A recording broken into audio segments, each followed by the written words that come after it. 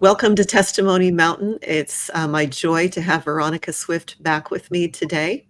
And we had a really good time last time talking about things, infiltration in the church that may be new to some of you and may be kind of startling. And we want to continue on with a little bit of talking about how the cult uses sex, why that's not just this, some people who have a lust issue, but how this is much, much, much deeper than that. And so Veronica's been doing some good research, and I have some things to add, and we're just going to see where this goes. I really believe that if the church talked more about certain topics like sex, death, money, we would be a whole lot more healthier and more prepared for these things and have a better understanding. And so when we understand that God's plan for sexuality goes way beyond procreation, that there are other aspects of that we'll talk a little bit later. But these are elements that the cult does know, and they are using it for their purposes. And so I believe the more that we can be aware and understand these topics, the more we can overcome and see the root of these issues. Glad to have you on, Veronica. Very nice to be here again with you. This is such a hard topic. It's such a deep, hard topic. And it's one that, you're right, if we talked about it more, it'd be so much easier to speak about. And we have a more common, broader sense of what's going on, both biblically and in the world and in the hidden world of the occult. So it's good, and it's kind of scary to talk about too, in a way. It's like, oh, what are we going to reveal? What and it's hard. I was thinking, gee, I wonder if YouTube has any restrictions about talking about this kind of stuff, because it's almost embedded in the culture that you don't speak about these things. So hopefully we don't drive anybody away. It's certainly not my intention to. But we do recognize it's a hard thing to even think about, much less speak about. And it's ancient, right? It's ancient. It is. And it's present day, and everybody's starting to see all the evidence surface. Mm-hmm. They wonder why sexuality is being introduced to children in kindergarten. And I mean, every sane person on the planet would wonder why that would be happening. But it's deliberate. It's deliberate because sex is unfortunately a form of worship in the occult. And that's been that way since biblical times. You look back in the Old Testament and there's reference after reference after reference after reference to don't do this. Don't do this. This is wicked. This is a sin. Stay away from it. And I think for me, one of the blessings of studying the occult is you really have a deeper understanding for something that can be seen as an order, right? Don't do that. Don't do it this way. Don't do it between these individuals. Don't do it between, humans and animals. That's an actual, biblical order. Don't do it that way. 2 Kings 23:7 says you don't get to engage in certain ways. So it can feel like, well, but I want to do it that way. I want to express my love in whatever way I want to express my love. Meanwhile, behind the scenes, this is a form of worship in the occult. They literally call it sex worship. And the other term for it that I've discovered is phallicism, Phallicism. It's an actual ancient form of worship, goes back probably pre-Babylonian times, and it's rampant in the occult. Absolutely rampant. I don't even know where to go from here. There's so many different directions. Where do you want to take it? It is challenging to look at these topics, but again, I think it helps us to see that it's not just a lust issue, but the fuller purpose.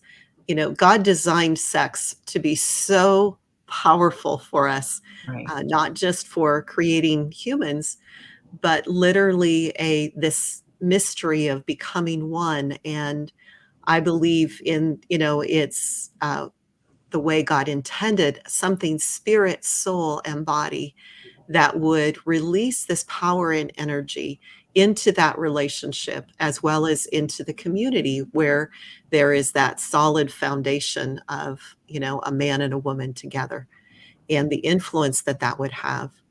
And that when a man and woman come together, there's this incredible download and syncing. If you think about computers and devices and how they sync together as one, is that the downloads that the woman is getting from the Lord and the downloads the man is getting from the Lord, are able to sync together, and they're able to walk in oneness in a way that is so powerful. And also that the way the cult uses it is to open portals and dimensions. Yeah. And so, believing that God intended that in a holy way to show us more of his glory and the plans and purposes that he has. And so from the very beginning, like you said, it's way, way back there. It's not a new thing. Yeah. The enemy got in there and go, hey, this is a powerful thing. Let's twist it. Let's use it for, the camp of the enemy. And I so loved how you expressed how, when we don't understand these things, we just go, oh, the Bible's all this prohibition stuff. Don't do this, don't do that. Yeah. But when you understand the heart of God to go, I created something so powerful for you that is going to be a blessing to you and to the community and is going to bring new life. That's the joy. Right. And the enemy has taken that, twisted it, and used it for worship.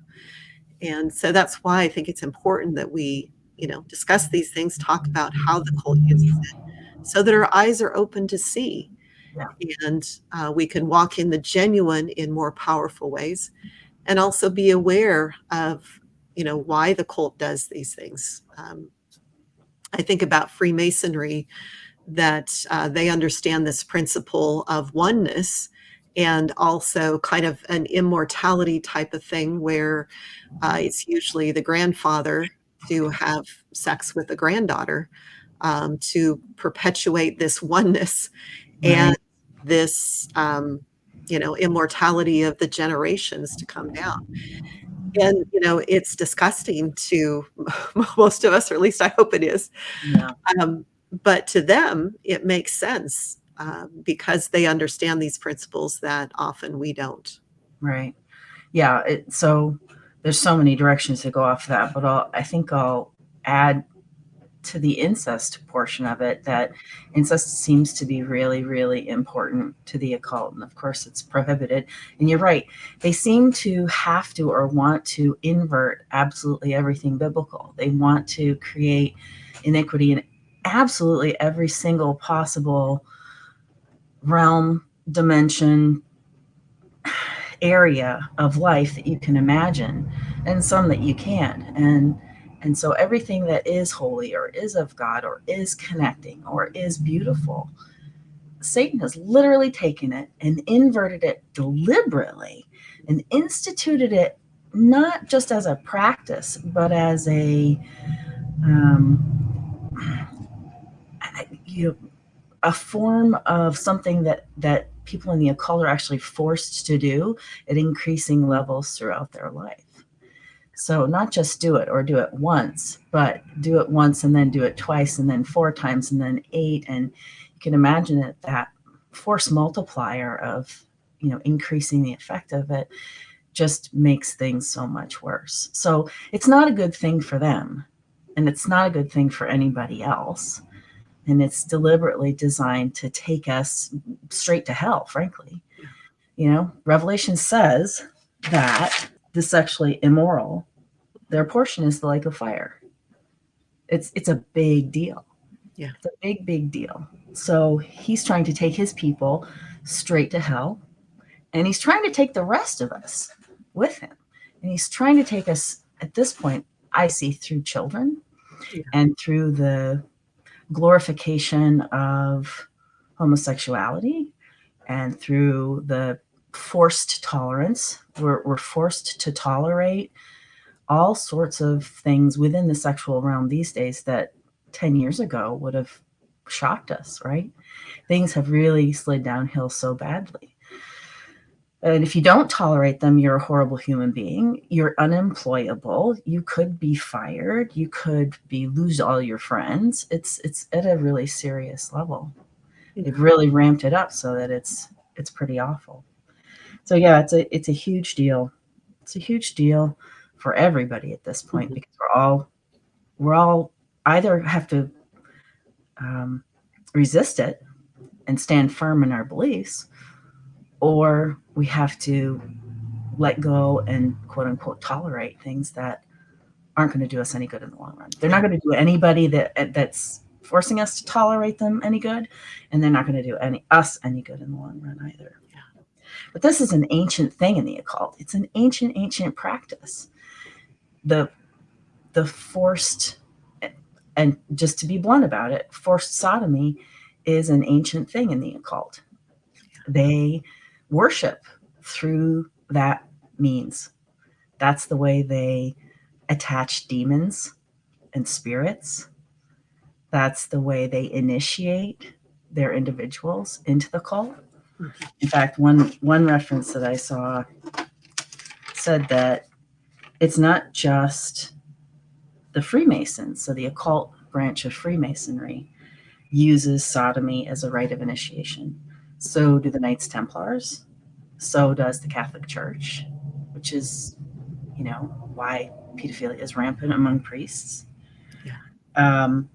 And also within the Illuminati Brotherhood.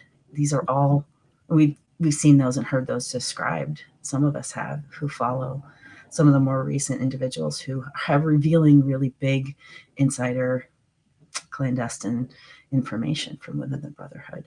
So this is a long time going. It's a solid practice, and it's done because they don't want to have anything to do with God, and they want to be anti-Christian.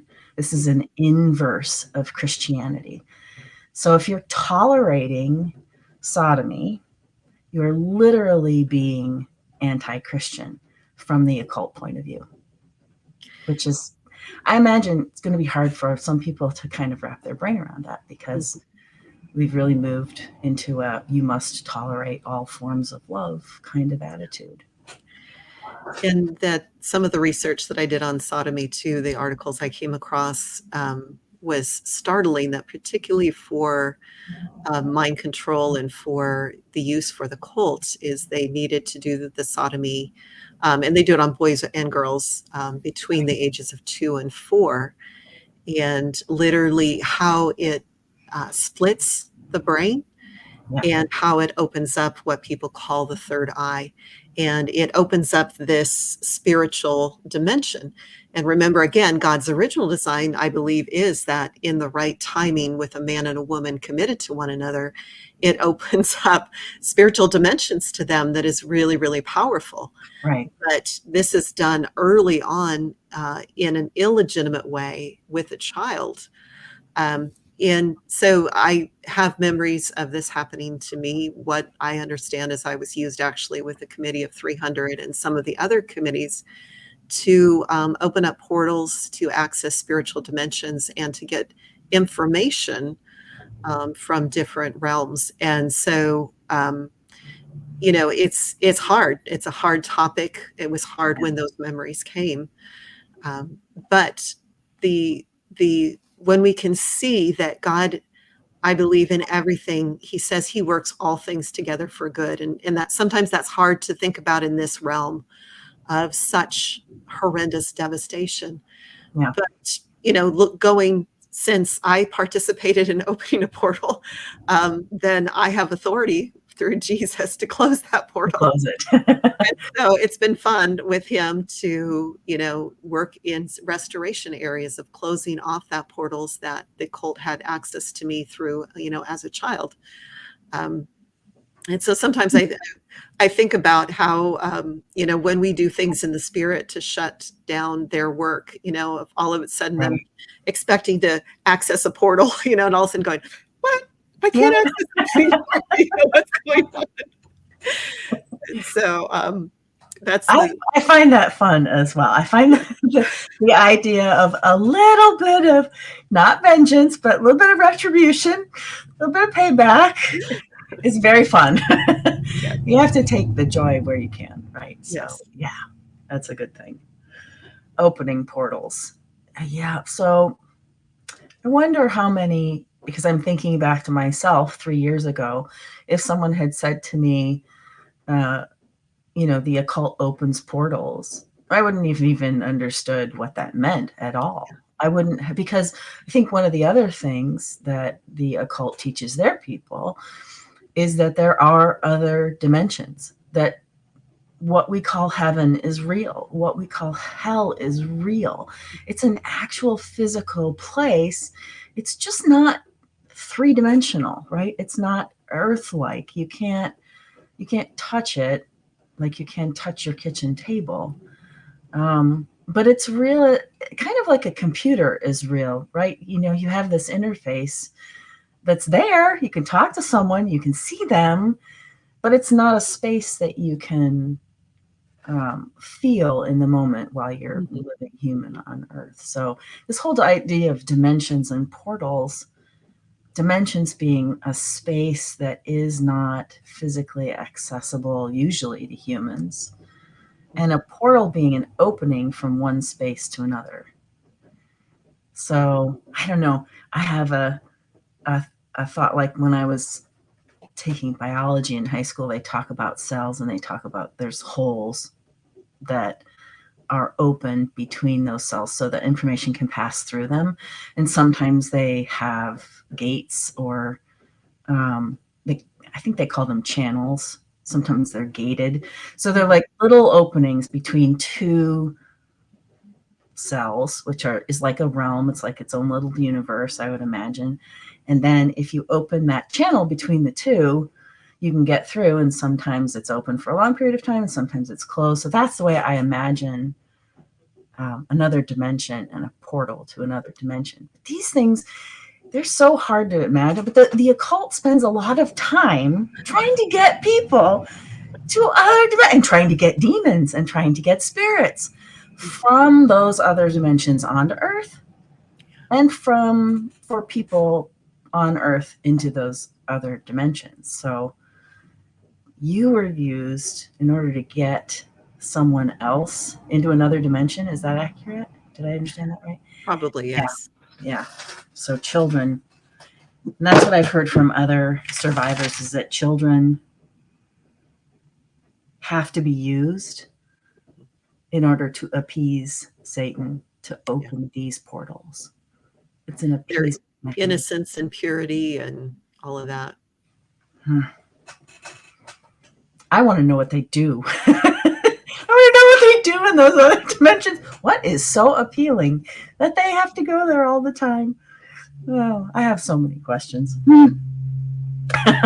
Yes. Yeah. But so whatever they are doing there, that's a common thing from what I understand. Sometimes they call that kind of ritual sodomy sex magic, which a lot of people have a lot to say about sex magic. There are a lot of different definitions of it, but that seems to be one of them, is opening portals so that occultists can enter a different non-physical space with their spirit body. And then there's the I don't know, harvesting the energy. I don't know if that's the right terminology for it, but there is, as part of that worship, that, participating, I think almost every satanic ritual includes some kind of sex magic at some level. And so to do anything in the occult world requires that sex magic energy to be channeled in a certain way so that they can get ranking and all of those kinds of things. And this is some of the concern about large international ministries, a number of which, survivors have come forward with their testimonies being used in that, and to understand that sometimes that is the bargain for these big ministries is a certain amount of sex magic so that they can gain that international global notoriety, fame, whatever you want to call it. And Ranking, yeah. we understand that in Hollywood with, musicians and actors and so on, that like they sell their soul to the devil. But there also is a place where that happens in Christian churches. Yeah. And so not to become suspicious of everybody and everything, but to be aware that if a ministry particularly takes off all of a sudden and is international and big, that it's just one of those things to, take to the Lord and ask, is there any of this in the background? Yeah, there are a number of survivors who have outed big name ministers. And going back many, many years. So you can find them outing pastors from the 1950s all the way to present day. Mhm. Some of these ministers, it's heartbreaking when you realize that the pastor that you saw on a nationally televised church service that you really loved is being well, one of the terms was serviced by high-level sex slaves from within the occult. Yeah. And the one that was named in reference to that is a minister whose family is actually a lineage of ministers. And they built what was then called the Crystal Cathedral in Garden Grove, California. So, and his name is Robert Schuller. He was a protege of Dr. Norman Vincent Peale, who was pastor of the Marble Collegiate Church in New York City, who has also been named as a Freemason and a likely occult member. And they were tied up a little bit with Billy Graham, there's been extensive information released on Billy Graham and how he was essentially captured by the Brotherhood and forced to do their work. And then Billy Graham is tied in with Oral Roberts. Mhm. And Oral Roberts University has been outed as a location that's occultic, and there's apparently a training program center built underneath that university. So all these are really, really, really big name people. Mhm. One of the other things that I read this week, especially about the big ministries like Billy Graham and Oral Roberts, is that all the money that gets donated, all the tithes that come from well-meaning Christian people, and I am counting my family among them because I have seen the canceled checks from my grandparents to Oral Roberts Ministries, and they are in I would have to say over the lifetime in the tens of thousands of dollars. Mhm. All of this money does not get funneled into Christian works. It gets funneled into occult building and occult activities and occult infrastructure. So Christians are getting the shaft end of the stick in a Mhm. lot of ways by not understanding that by even sitting in a congregation in a church that's headed by an occult pastor, there's nothing good that comes from that.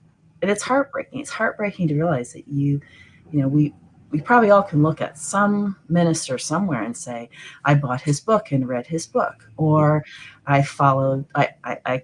saw a program on some national show, or I watched a nationally televised church service headed by one of these men, or even more common. So those are all slightly older. Yeah. Many of them are deceased at this point. But we're also talking pastors, modern day pastors like Rick Warren, Yeah. and Greg Laurie, Mhm. and T.D. Jakes, and a man named Jack Hayford. And these are also people who have been named as perpetrators and abusers multiple times of slaves within the system. Yeah. And what I would say too is that, if you read one of their books and you received a blessing and connected with the Lord in a deeper way, that's real and you get to hang on to that. I know that our son was healed of bipolar with Todd Bentley, who, had a moral failure and was probably very much involved in the system. And, that was, our son asked us that, he was like, well, am I still healed? And it's like, God in his mercy, I believe, healed our son. But that doesn't mean that God was endorsing that ministry. And so, the other part of that is, I love the verse in, I think it's Colossians, where it talks about we were transferred from the kingdom of darkness into the kingdom of his love. Yeah. And I believe that either donated or used our energy in any way in any of these ministries is, to me, that transferred is like an accounting term. And so we can ask, Lord, would you take, all that money like that your family gave to the Billy Graham, Association, and we're just going to reassign that Yeah, into the kingdom of light. exactly. And I believe that we can do that, and God honors that. Well, we can certainly ask, and he can certainly do whatever he chooses Yeah. to bless that intention, Mhm. and hopefully, redeem those contributions in some way. I would certainly hope that. I know my grandparents would be horrified. They would be absolutely mortified if they knew that they were contributing to something that was not as wholesome as they thought they were. And I think most people are in that situation, like, oh my goodness, who do I donate to that's not going to use it for nefarious purposes? I think most people are waking up to the fact that occultists have humanitarian efforts. I actually wrote an entire post on this on Substack, and then I transferred it to my blog, but they are required, they're mandated to do good things. Yes. So yes, not everything that the pastors do are going to be bad, and not all the information is going to be bad, and you can get blessings even from occultist pastors in the pulpit. Yeah. Um, And that's yeah, particularly the donation is, I recommend to people, do not give money to anybody that you don't know personally, that right, you know the background, I believe God intended for us to be parts of small communities, that we weren't meant to, have these big international things, because God is a God of relationship. right, And he intends for us to be connected spiritually and relationally with people who we're doing life with. right. And, someone who has a mega church, there's no way that that pastor can do life and interact relationally with every one of his congregants. Yeah, And so I don't believe that that is God's intended model at all. And so just being aware of these things, as well as, like you mentioned, charities like St. Jude's Hospital and stuff with the children on there, it just, pulls at your heart. right. But when you understand that they are a trafficking institution, Yeah, um, don't give your money there. yeah. So I've almost started to institute a principle in my own life. If they advertise on television, or I, see an advertisement on Facebook or wherever, I'm much more reluctant to believe that it's a good thing. That kind of doubt, the skepticism, it can be healthy. It can lead you in the wrong direction. But these days, so much of what's going on that's mega money fueled is yes, not good.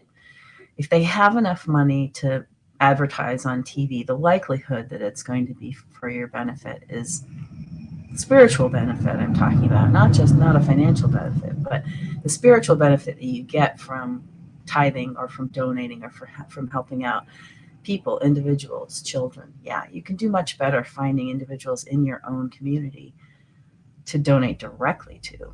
There's enough need all over the place.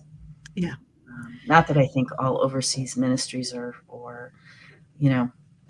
things like that we should eschew. There are some very good ones. There's a website called Ministry Watch that I like, mm, because it does a really good job of pinpointing charities that seem to be on the up and up, and flagging the ones that aren't. So I think it's ministrywatch.org.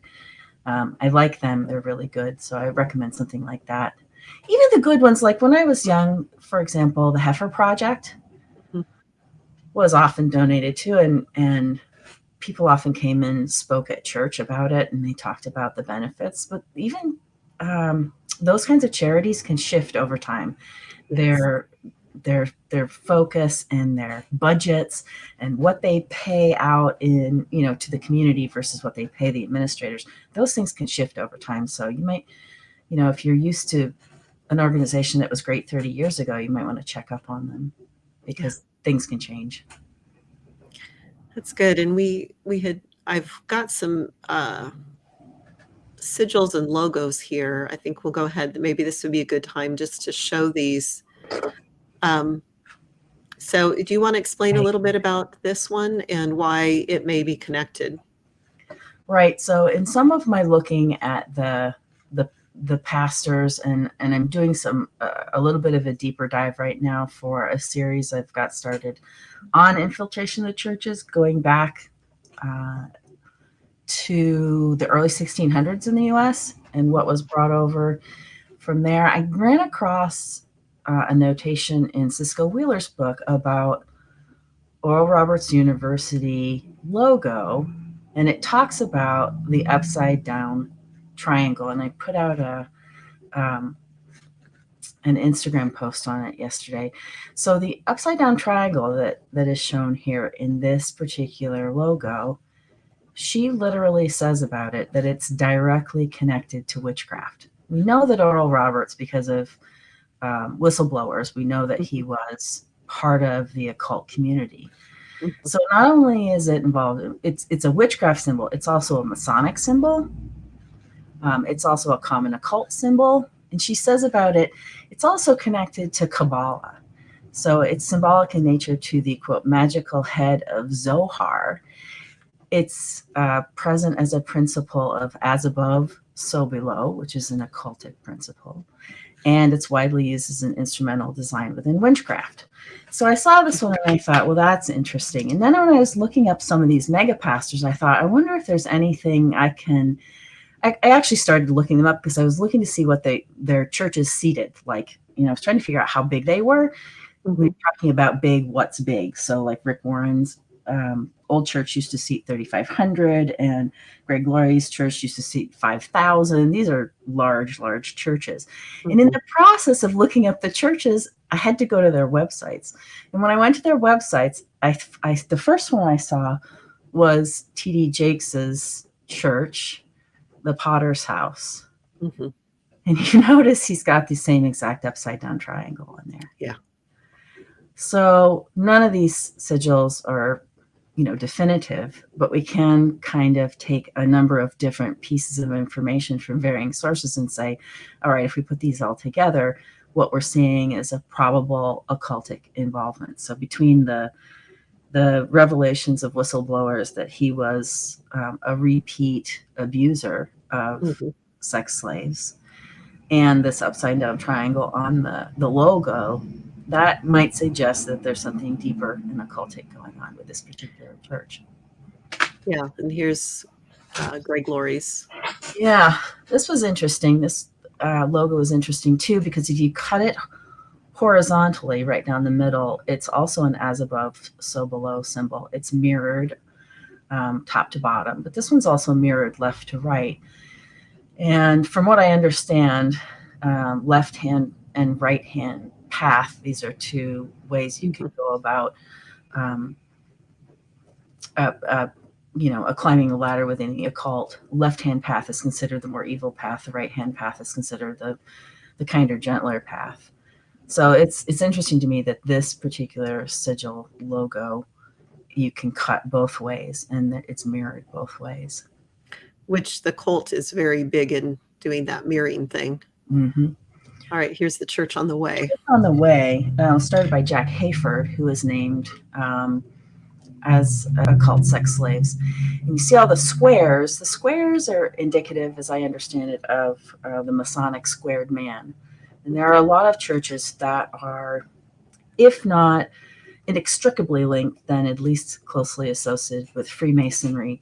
In Freemasonry, the occultic path within Freemasonry is highly, they use sex magic and ritual sodomy for their initiation rites. So anytime you are witnessing a church that is really married to Freemasonry, there's, raises red flags and question marks in my head. So this is one of them. And then there was another one by the same pastor that also had squares. So this is Four Square Church. Four squares. Also, there's four kinds of elemental magic, and there's four directions, and there's four quadrants in the system, both domestic and international. And the colors on those four are also, I think, significant. Not definitive, but just looking at them, you can say, all right, this is something that might warrant a little bit more investigation. Yeah. And then we talked last week about the International House of Prayer, and this is their logo. Right. So one high-level survivor has come out and said that the very top level of the occult that she was involved with has a reflection book called Initiates of the Flame. And the flame symbol is everywhere. If you look on regional sigils, city sigils, county, state, federal, you'll see that flame symbol everywhere. It's the occult calls it the eternal flame. You'll find it on John F. Kennedy's grave, the eternal flame, where they have one lit, and it's indicative of very high level occult involvement. So I was kind of disappointed to see that when I happened to go to the International House of Prayer website. Yeah. And, I know that it represents the fire on the altar, and the challenge is there's these phrases like fire on the altar and the key of David, which in one of the articles I looked at was I think it was Masonic, it might have been Illuminati term for sodomy. Ritual sodomy, yeah. And so sometimes these terms get used and we think, oh, they mean this, but it's possible that they may be indicating something more with the occult. Yeah. The occult, from what I can tell, tends to use very widely recognized symbols that mean entirely something different to the average human being than they do within the occult. So we look at, for example, the symbol of a dove, which was one of the symbols on the Foursquare Church. And in the occult, the dove symbol is literally the symbol for the demon Ashtoreth, the Queen of Heaven, or it also indicates Semiramis, which is one of the names for the Queen of Heaven in mythological literature. But to us, it means, the descension of the Holy Spirit, right? Yeah. So it's got, they hide what they mean in plain sight underneath something that we think is entirely different. Yeah. Which makes it very, very difficult to convince the average person that that particular symbol that they're looking at isn't just a good thing. It's not the candle that you're not supposed to hide under the bush. It's not the light of the Holy Spirit. It's not, something really good, when in fact they may just be hiding their symbol underneath your symbol, which is really, it makes the whole 9 yards really difficult. So you've got to, I think, take from a number of different places. Hopefully people will start exposing these individuals in larger numbers in the future, because the infiltration of the churches and the occult uses of the church are really, really bad at this point. And it's gone on for a long time. It is one of those things, because the cult uses so much symbolism, is not to just assume everybody's logo, whatever, because it's hard. It's like, well, we can't use a triangle. Well, we can't use a square. We can't use a circle. You can go on and on and on. And so the sigils and the logos and so on, you want to make sure that we have other solid evidence. And so when you have survivor testimonies and you have, these sigils or logos that have these elements in them, to me, that's just another piece of the puzzle to go, hey, there really may be some serious things going on here. And so just as we talked last week about Mike Bickle and the House of Prayer and all of that, is, as history of his grooming of quite a few people, of his using prophetic words to twist and to manipulate and to control, to have survivors coming forward and, sharing where there was sexual abuse and so on. It's like, okay, those breadcrumbs are stacking up. And Yep. then, you have other people who are standing up for him who also have likely brotherhood ties or cult ties. And, they're trying to cover up and all that is like, okay, that's another piece of the puzzle Yeah. Yeah. because It's that's what they do is layered. they stand together with one. Right. You have to take multiple pieces of information, put them all together, and say, what does this really indicate as a larger, a larger clue for all of us? Does it take us in one direction? Does it take us in another direction? I still stand by what I think I said last time, and if I didn't say it, I think I thought it in my head this past week, which is anytime you have verified sexual abuse coming out of a high-level preacher who has a very large pulpit and a big audience, you've got smoke, and where there's smoke, there's probably fire. So it's not good to dismiss that information. That's a really, really key piece, an important piece. When I read up on him, the public information that came about the one woman who, I think, what did she say, 35, 45 years she hadn't shared that information about what had happened between them. And what she did share, in the grand scheme of things, from what I've seen of occult abuse in the sex realm, it was not terribly high level. It wasn't of the worst kind of abuse. But I still think that so there's that diminishment that can happen in your head. Well, it's not that bad. Well, it's only such and such, or it's, it didn't go all the way, therefore it's not, it's not horrible. But there's also a grooming process that happens within the occult, and that's where any kind of abuse of any teenager or child or infant is almost worse. No matter the severity of what they actually did, the grooming process indicates that there may be something worse to come, that there's something much deeper going on, and that it's a part of their hidden religion, right? So all of these Christian pastors who are using sex slaves within the occult, their true religion, the one that they're practicing at night, is Luciferianism or Satanism or some kind of occult religion, which is, it's really hard to think about, right? How can you have a daytime profession in one religion and a nighttime activity in another? But that is almost it's almost 100% in the occult that's what you've got going on. You have daytime Jews who are nighttime Luciferians. You have daytime practitioners of Islam who are nighttime Luciferians. Every single religion that you can imagine, is not just Christianity. They have a daytime cover life in one place or another, in one religious faith or another, and yet they're doing something totally different in the dark at night, where they think nobody can see, and they think they've got it covered up, and they think nobody's going to talk. So yeah, this is the hard thing. And I think particularly in the charismatic movement and in the prophetic movement, it's hard because people go, but they gave all these prophetic words, and how could they have known these details and all of those kinds of things?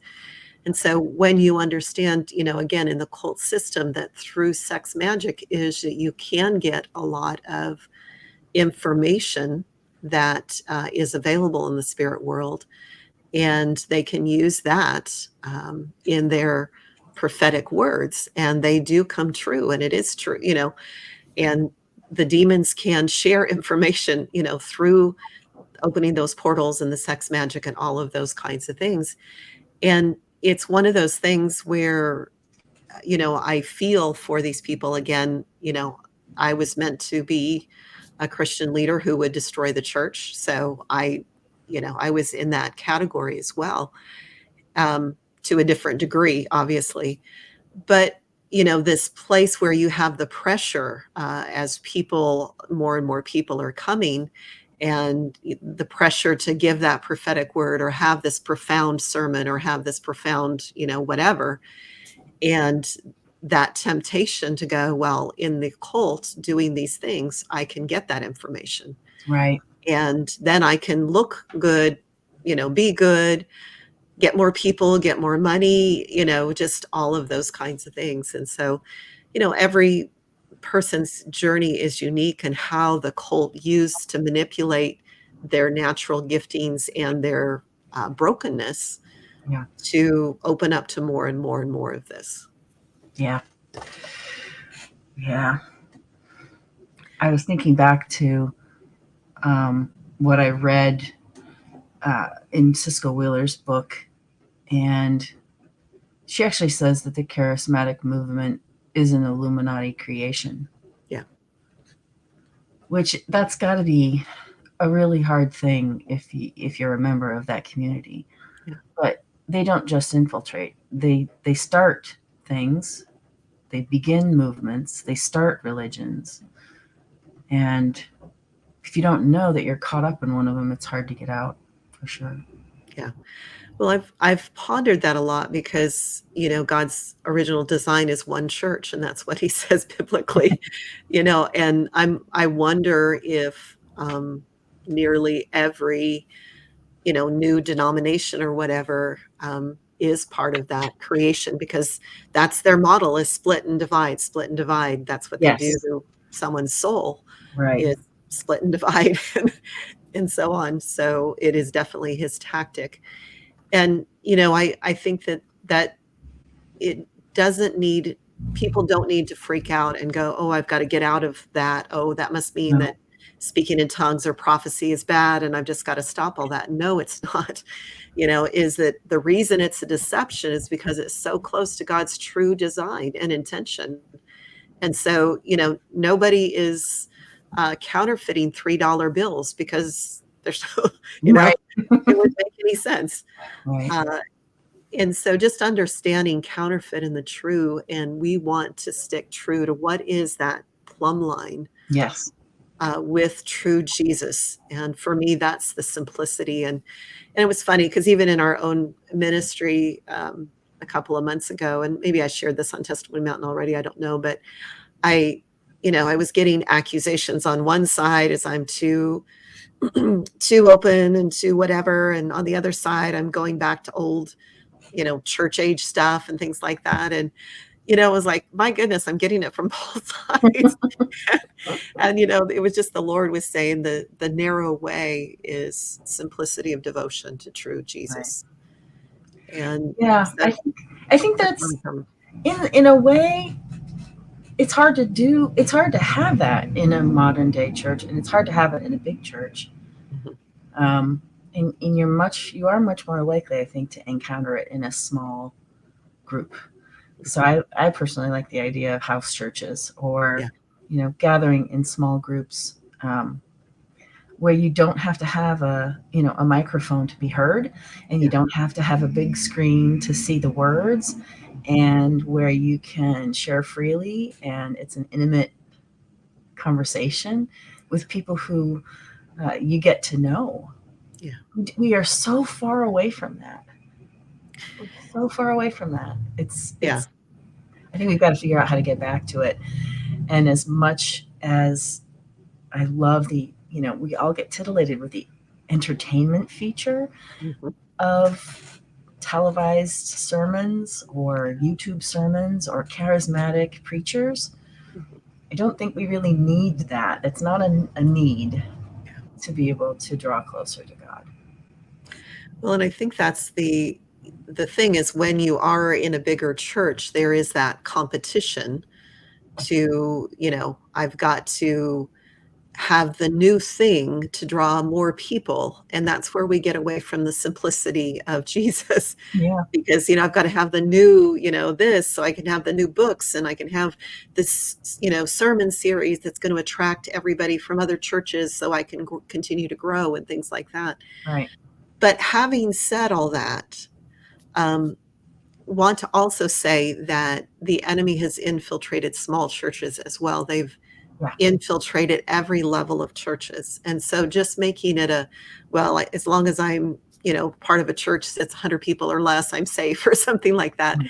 Right. It's not true. No. And so it's No. this thing where you can have huge cult infiltration in big cities, but you can also have whole little villages and towns that are taken over by the brotherhood, that are operating in the church and the sheriff's office and all of the other places. And so our true safety is in Jesus alone, and for him to open our eyes to see, and then to be the light and to be the solution. Exactly. I think we're starting a really exciting series. I started a new podcast. I put the first one out this past week, and I talked to the woman who is also writing blogs and publishing on my website now, who is looking at just that, a small town that doesn't seem to have too much going on, except the truth of it is that it's a really highly occultic town. And the more we dig and the more we're finding confirmation of all sorts of things. You don't have to be in the giant cities or the giant churches. You're finding it in the medium-sized churches. And a lot of times the really, really high-level occult hides in the small places, the small locations, and the small churches. I mentioned the last time the Congregationalist Church. I dug a little bit more into the start of that, and they were at the start of this country. So in the 1600s and early 1700s, they were 30 to 300 times smaller than the bigger churches, the Catholic churches, I think Lutheran churches.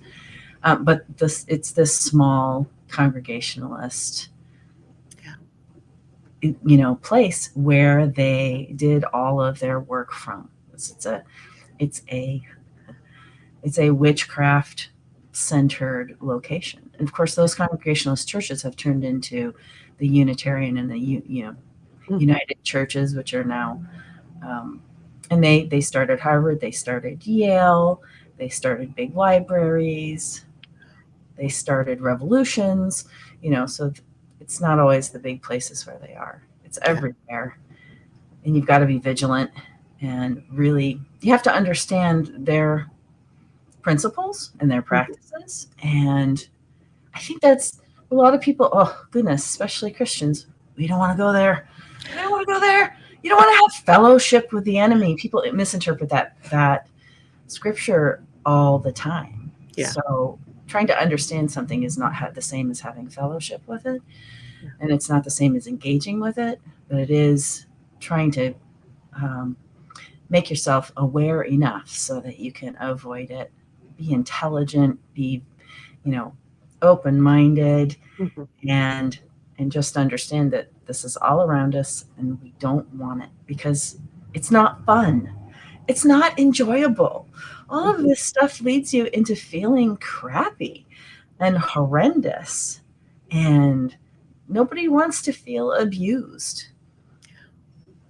It's just the worst thing. It's just the worst thing you could imagine if you're in the middle of it, and it's no fun digging yourself out from it. So if we can help even one person realize, hey, don't go down that path because you do not want Satan to grab a hold of you. He's a legalistic little twerp. And if you give him an inch, he'll take a mile. So don't go there. Yes. And, just as we're getting ready to wrap up here, I want to give hope for survivors. And, while we expose these things and show these things, not to pull back in fear, but this is where we get to come with wisdom of God, with true discernment, and with his heart of love, to be part of the solution and not just part of the problem.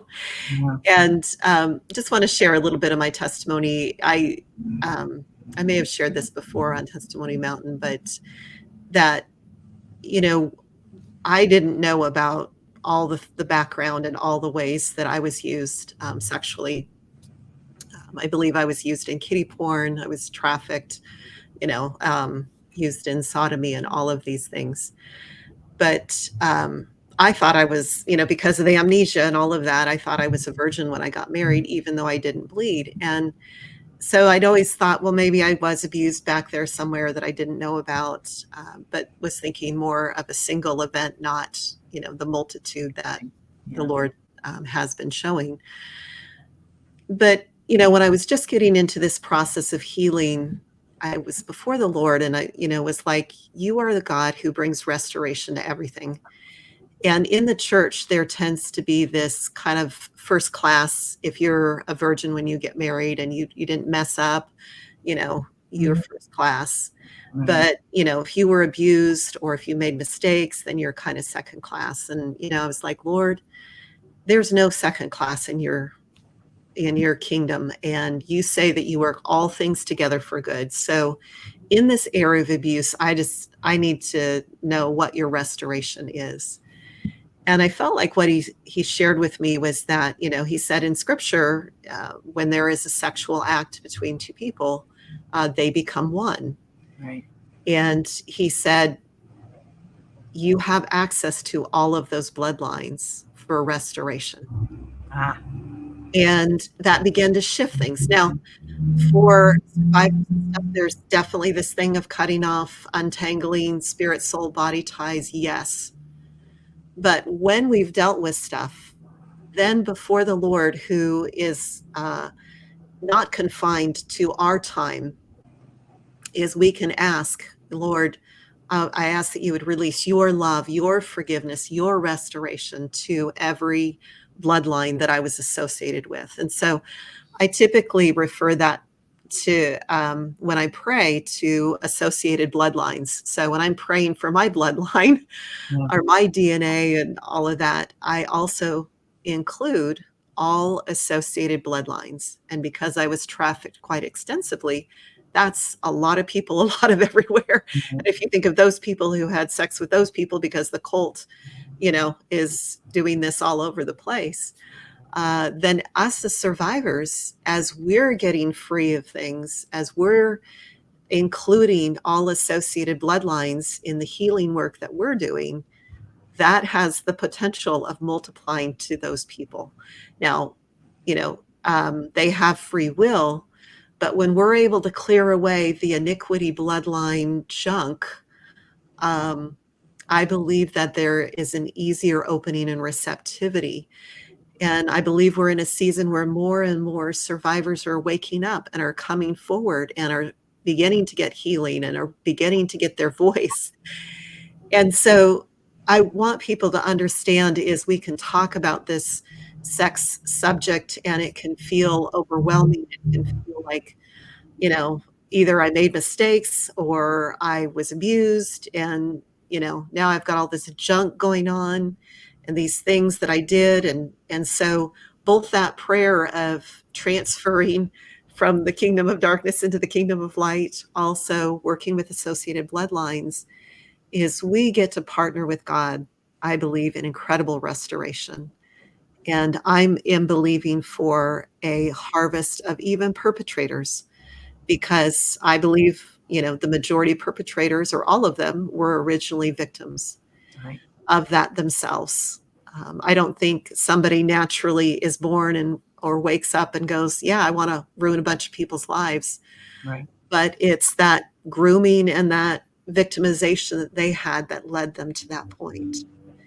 And so I just want to encourage those of you who may be listening to this, if you are a survivor of sexual abuse, is there is hope and there is a way through. And the blood of Jesus is more powerful than any sex magic, anything that was done to us. And so I want people to walk away encouraged with hope. And if this didn't happen to you, encourage you to be able to understand survivors better and to come alongside, because it's together that we're going to move forward in this. I agree 100%. Can I add, if you don't mind? Sure. I was thinking while you were talking that not only do I agree with everything you've said, but also I think that some of the perpetrators are being driven by not their own personal wishes, but by the demonics that have been installed in them, because one of the things that ritual sodomy does is allow for the installation of demonic spirits. Yes. One of the things that one of the articles you sent me said that they deliberately do that so that they can put in high level spirits into children. Another reference that I found says that it isn't just high level spirits, but that people who are tormented by having had that done to them and having had demons and spirits attached to them, they will actually do it to another person to offload those spirits onto someone else. So it's almost a desperate act of perpetration, because they have to get rid of these things that are tormenting them. Yeah. So that hopefully that helps put some perspective on a perpetrator, because we can look at perpetrators of this kind of evil and think, oh my goodness, I could never do that. But why are they doing it? Well, maybe they are so tormented that they don't feel like they have any other recourse except to get these stupid spirits out of them. Now, that, I'll say, is not the only way to do it. Yeah. You can ask for release of these spirits from you. You can directly say, I want to well, I'll read you what I write out. This is what I've been doing, and it's helped me tremendously. Maybe it'll help somebody else. So in my prayer journal, I choose a spirit that I feel like might be attached to me or tormenting me. And sometimes I don't choose them. Sometimes they're given to me in name. And I write, spirit of whatever it is, I remove your permissions over me. I remove your authority over me. I bind you, rebuke you, and cast you out of me in the name of Jesus Christ, the only begotten Son of God. I ask God through his Son to fill any voids or holes left behind me, in me, from this departing spirit, and to heal any damage caused by this or any other departed spirit, former attachment. Amen. So you can write out something like that. Maybe it'll help. When they go, if you can feel them attached to you, you can also feel them leave. Yes. So good. Thank you, Veronica. It leaves you free. Yes. Yes. And that's what we so desire, is for us personally to walk in freedom, and for that to continue to grow as we understand who we are in Christ, and that the truth will set us free. And I think the one other aspect we didn't bring up is blackmail. Is we know that this happens extensively with politicians, but I believe that it's likely also done with Christian leaders, is where they are compromised, potentially drugged or alcohol or whatever, and then filmed having sex with a child. And then that's used to go, hey, if you don't do this, we're going to publish this. And so a lot of people feel stuck. I've got to do this because I'm between a rock and a hard place. And, that's what the cult is famous for, is those double binds, to where neither option is good. And oftentimes with blackmail, they just continue doing what they're told to do because of the consequences of what would happen to them or their families if, those things were released. And so just being aware of that as well. Yeah. Yeah. They're the 95% of the people who are inside these occult systems are trapped there. And they're trapped there by blackmail, like you said. They're trapped by the demons. They're trapped by the covenants and agreements they've made. But none of those traps are forever. They can be dissolved. Yes. And I think blackmail's only as powerful as what you desire for yourself in power in the world.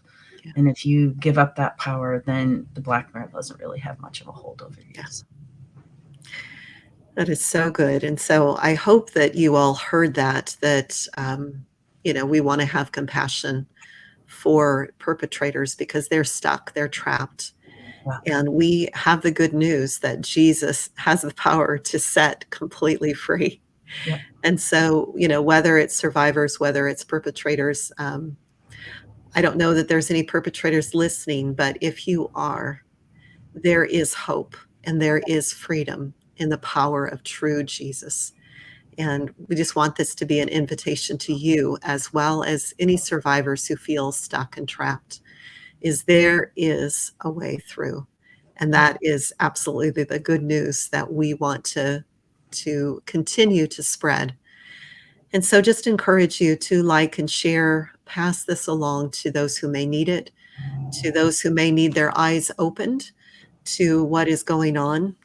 And it's not a fun topic. There's times when, even my own journey, I'm journaling with the Lord and I'm just like, I would like none of this to be true. I'd like to go back to where I didn't know any of this. Yep. Yep. But the truth is what sets us free. And so I'm grateful for this journey. Me too. Thanks for inviting me along. Sure. Love what you do, Veronica, and encourage people to subscribe to your blog and to get your book. Your book is really powerful as well. And so we'll have that information in the show notes as well. So we just thank you so much for listening today. We honor each one of you and just bless you. And we'll see you next time on Testimony Mountain.